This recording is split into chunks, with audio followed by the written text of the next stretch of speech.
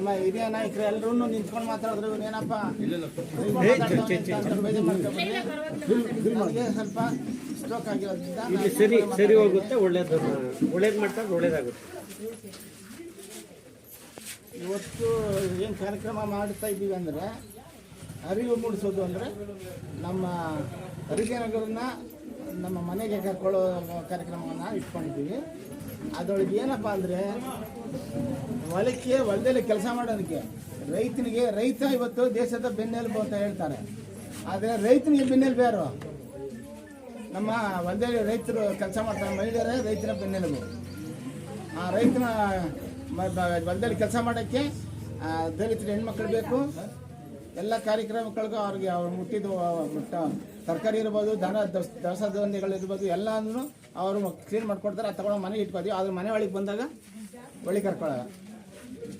ಅದಕ್ಕಿಂತ ಮುಂಚೆ ನಾನು ಒಂದು ಮಾತು ಹೇಳೋಕ್ಕೆ ಇಷ್ಟಪಡ್ತೀನಿ. ಏನಪ್ಪ ಅಂದರೆ ನಮ್ಮ ಮೇಲ್ದರ್ಜೆ ಜನಗಳ ಜೊತೆ ನಮ್ಮ ದಲಿತರು ಬರ್ತಾರೆ. ಇದೇ ನಮ್ಮ ಮನೆ ಬಾಗಿಲಿಗೆ ಬಂದಿದ್ದಾರೆ. ಆ ಮೇಲ್ದರ್ಜೆ ಜನರು ಆಟೋಮೆಟಿಕ್ಕಾಗಿ ಚಪ್ಪಲಿ ಸೀದಾ ಒಳಗಡೆ ಬಂದ್ಬಿಡ್ತಾರೆ. ಇವ್ರು ಚೇಂಜ್ ಆಗಬೇಕು. ಯಾರು? ನಮ್ಮ ದಲಿತರು ಜನ ಚೇಂಜ್ ಆಗಬೇಕು. ಯಾಕೆ ಅಂತ ಕೇಳ್ತೀರಾ? ನಾವು ಚೇಂಜ್ ಆಗಿದ್ದೀವಿ. ಯಾರು ಮೇಲ್ದರ್ಜೆ ಜನ ಚೇಂಜ್ ಆಗವ್ರೆ, ಬರಲಿ ಅಂತ. ಆದರೆ ನಮ್ಮ ದಲಿತರ ಜನ ಇನ್ನು ಸೈಕಲಾಜಿ ರೆಡಿ ಆಗಿಲ್ಲ. ಅವರು ಇಲ್ಲಿ ಬಂದ್ಬಿಟ್ಟು ಚಪ್ಪಲಿನ ಬಿಡಲ್ಲ ಸರ್. ಹಂಗೆ ಹಿಂಗೆ ಒದ್ದಾಡ್ತಿರ್ತಾರೆ. ಯಾಕಪ್ಪ ಬಾರ ನಾನು ನಿಮ್ಮನೆ ತಂದಾಗ ಒಳಗೆ ಬಂದು ಹೌದಾ ಸರ್ ಅಂತ ಕೇಳ್ತಾರೆ. ನಾನು ಅವರೆಲ್ಲ ಆಧಾರ ಚಿಂತಿಲ್ಲ. ಆದರೆ ನಾನು ಹೇಳ್ಕೊಟ್ಟಿರೋದೇನಪ್ಪ ಅಂದರೆ ನಮ್ಮ ಹರಿಜನಗಳು ಇದು ಇವತ್ತುವರೆಗೂ ಯಾವುದ್ಯಾವುದೋ ಗರಟೆಗಳಾಗಿ ಅಟ್ರಾಸಿಟಿ ಕೇಸ್ಗಳಾಗಿರೋದು ಸತ್ಯ. ಆದರೆ ನಮ್ಮ ಮನೆಯೊಳಗೆ ಬರ್ಬೇಡ ನೀನು ಹೋಗಿ ಆಚೆ ಕಡೆ ಅಂತ ಮೇಲ್ದರ್ಜೆ ಅಂದಿ ಅಟ್ರಾಸಿಟಿ ಕೇಸ್ ಆಗಿರೋದು ಯಾವುದಿಲ್ಲ. ಯಾರು ಅಂದಿಲ್ಲ. ಇವ್ರು ಹೋಗಲ್ಲ. ಚೇಂಜ್ ಆಗಬೇಕು. ಇವರು ದಲಿತರು ಚೇಂಜ್ ಆಗಬೇಕು. ಹೋಗ್ಬೇಕು ಸೀದಾ ಮನೆಗಳಿಗೆ. ಈ ನಮ್ಮ ರಾಧಾಮಣಿ ಅವ್ರ ಊರ ಕಾರ್ಯಕ್ರಮಕ್ಕೆ ಹೋಗಿದಾಗ ಅದೇ ಅವ್ರು ಹೇಳೋಂಗೆ ರೋಜವ ಕೊಟ್ಟು ಬಲಾತ್ಕಾರ ಮಾಡಿ ಕರೆದ್ವಿ. ಆ ಕಾರ್ಯಕ್ರಮಕ್ಕೆ ನಾನು ಹೋಗಿದ್ದೆ. ಏನು ಸಂಕೋಚ, ಏನಂತ ಅರ್ಥ ಆಗ್ತಾ ಇಲ್ಲ. ನೀವು ನಮ್ಮ ಮನೆಯೊಳಗೆ ಬಂದ್ರಿ ಅಂತ ಕರೆದಾಗ ನೀವು ಬರ್ಬೇಕಲ್ವಾ ಧಾರಾಳವಾಗಿ ಅಲ್ವಾ? ಬರೋದ್ರೊಳಗೆ ನೀವು ಹಿಂದೆ ಮುಂದೆ ಮಾಡ್ತಾರೆ. ನಾವು ಒಟ್ಟಾರೆ ನಾನು ಹೇಳಕ್ ಕೊಟ್ಟಿರೋದು ಅಂತ ಫಸ್ಟ್ ನಾವು ಚೇಂಜ್ ಆಗೋಣ. ಇವತ್ತು ನಾವು ಚೇಂಜ್ ಆದರೆ ನಾಳೆ ಇನ್ನೊಬ್ರು ಚೇಂಜ್ ಆಗ್ತಾರೆ, ಊರು ಚೇಂಜ್ ಆಗುತ್ತೆ. ಹಂಗೆ ದೇಶ ಎಲ್ಲ ಚೇಂಜ್ ಮಾಡೋಕ್ಕಾಗತ್ತೆ.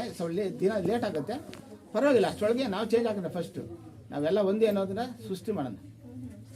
ಆದರೆ ಅಲ್ಲಿ ಮಾತಾಡಿರೋದು ರೈತ ಸಂಘದ ಬಗ್ಗೆ ನಾನು ಕೂಲಂಕುಷವಾಗಿ ಮಾತಾಡಿದ್ದೀನಿ. ಇವತ್ತು ಇಲ್ಲಿ ಮಾತಾಡ್ತಿರೋಂಥದ್ದು ಸಮಾನತೆಯ ಬಗ್ಗೆ.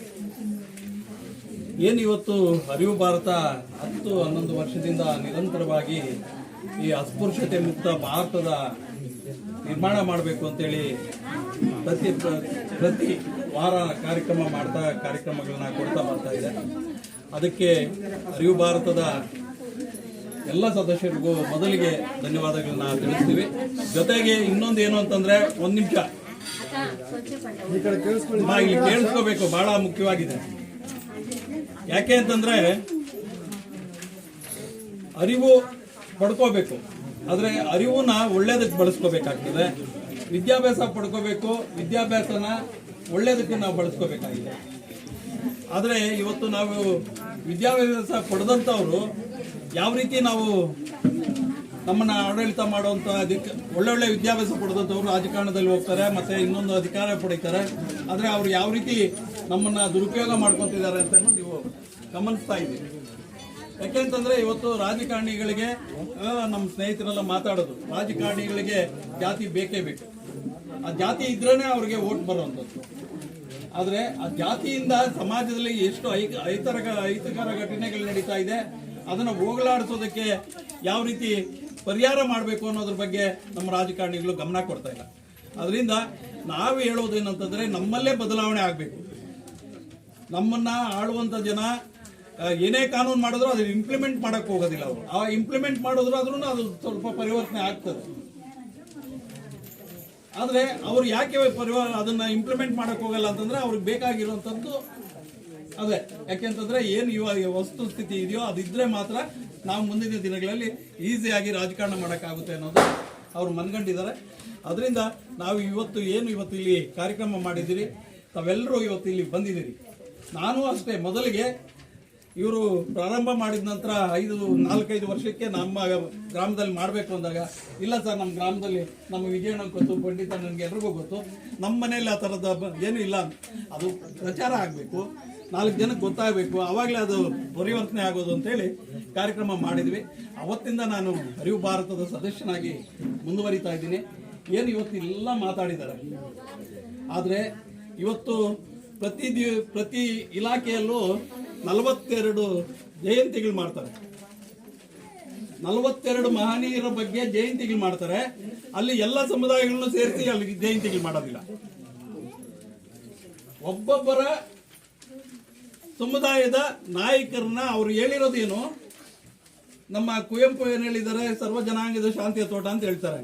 ಮತ್ತೆ ಕನಕದಾಸರು ಹೇಳ್ತಾರೆ ಎಲ್ಲಿದೆ ಜಾತಿ ಅಂತ ಹೇಳ್ತಾರೆ.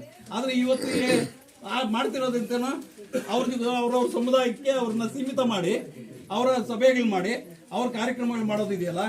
ಬಸವಣ್ಣನ ಲಿಂಗಾಯತರು ಇದಕ್ಕೆ ತಗೊಂಡ್ಬಿಟ್ಟಿದ್ದಾರೆ, ಇದು ಸರ್ವಜ್ಞ ಕುಂಬಾರರಿಗೆ ಕೊಟ್ಟಿದ್ದಾರೆ. ಈ ರೀತಿ ಆಗ್ಬಿಟ್ಟು ಅದು ಇನ್ನಷ್ಟು ಜಾತಿಗಳ ಮಧ್ಯೆ ಒಡಕನ ಹುಟ್ಟುತ್ತಾ ಹೋಗ್ತಾ ಇದೆ.